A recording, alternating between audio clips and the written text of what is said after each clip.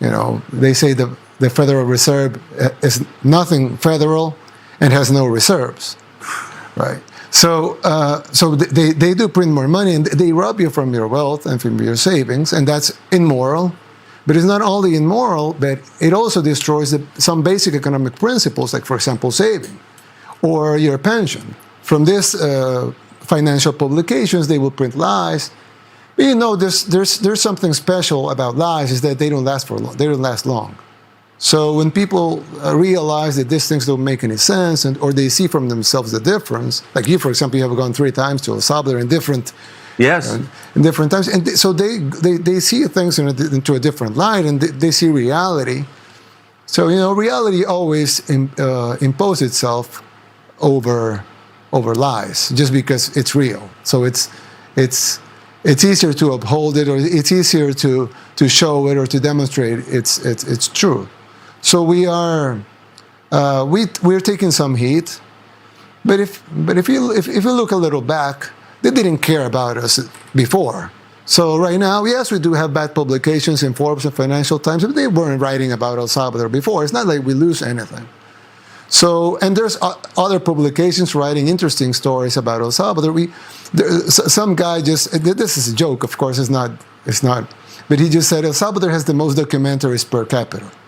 Because there's a lot of people doing documentaries about Bitcoin adoption, about surf, because we have a lot of great surfing in El Salvador. So they have a lot of security measures we're implementing against MS-13. So we're getting a lot of good press, and we're getting bad press too. But the guys printing the bad press didn't write anything about El Salvador before. So it's not that we're losing their audiences, and also their audiences are diminishing. Right. Because they're not even. It's not even close. They're not as important as they used to be. They're actually almost irrelevant, but they have their legacy names. But who buys a Time magazine anymore? I don't know anybody. But before it was a very important thing in a kiosk to buy a Newsweek or a Time magazine. But now who buys a magazine anymore? Who subscribes to a magazine online? Nobody. It's just really names. Legacy names and their Twitter accounts. So it's not really, they're not really mainstream media anymore. They're just accounts in social media with a legacy name of being mainstream media. And you don't seem to care what they say. Well, yeah.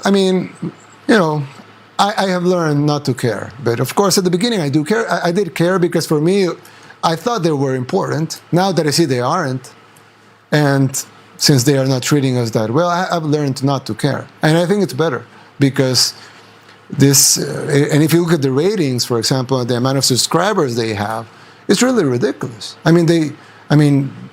Nobody's watching them. Really, nobody watches CNN anymore. It's like, we were talking yesterday about in El Salvador, we have this news show, of course, local. And the news, the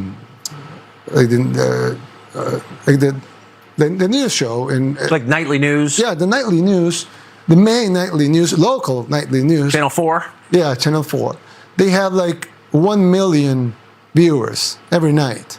Out of 7 million people that live in El Salvador, we have 1 million viewers, which is not much. 14% of the population is watching. And then CNN, in prime time, they have like 500,000 viewers. So Channel 4 back in El Salvador has twice the ratings of CNN in the whole United States with 300 million people. So, who cares? It doesn't make any sense for them to be airing their shows anymore.